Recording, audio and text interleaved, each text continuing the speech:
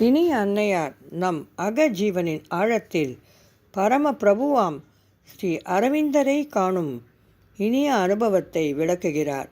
ஸ்ரீ அரவிந்தரின் சன்னிதானத்தை நாம் உணரும்போது இப்பிரபஞ்சம் முழுவதிலும் உள்ள எல்லாவற்றிலும் மறைந்திருக்கும் அந்த உள்ளுரை இறைவனை மீண்டும் கண்டறிய நம்மால் முடியும்.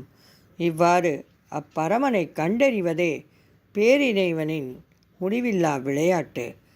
இம்முறையில் ஸ்ரீ அரவிந்தரை உணர்வது என்பது பூரண தூய்மையின் மாறா பேரமைதியை உணர்வதாகும்.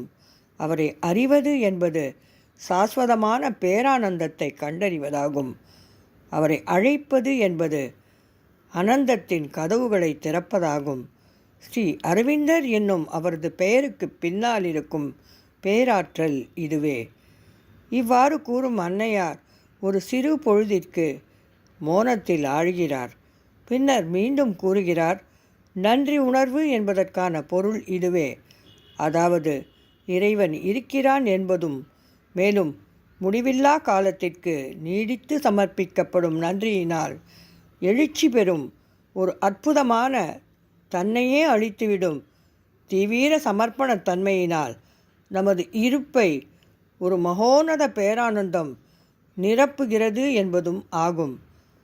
அத்தருணத்தில் நமது ஜீவனின் பரம பிரபுவிற்கு அமைதியான போற்றுதலுடன் நாம் நம்மையே அழித்து விடுகிறோம்.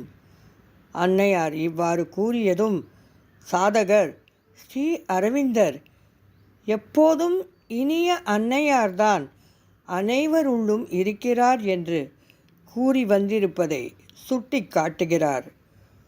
இனிய அன்னையார் கூறுகிறார், ஆம், அது உண்மையே, முற்றிலும் சரியே.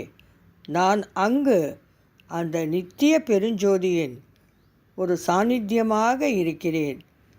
ஒரு செயலுக்கு உயிரூட்டி முன்னெடுத்து செல்லும் பேராற்றலாக, அனைத்து இனிமை மற்றும் சாந்தியை அளிக்கும் பேரமைதியாக, நம்மை உயர்நிலைப்படுத்தும் பொங்கி வழியும் பேரானந்தமாக, தூய்மைப்படுத்தும் பேரொளியாக, ஒவ்வொன்றையும் அனுமதிக்கும் பேரதிர்வாக நான் இருக்கிறேன்.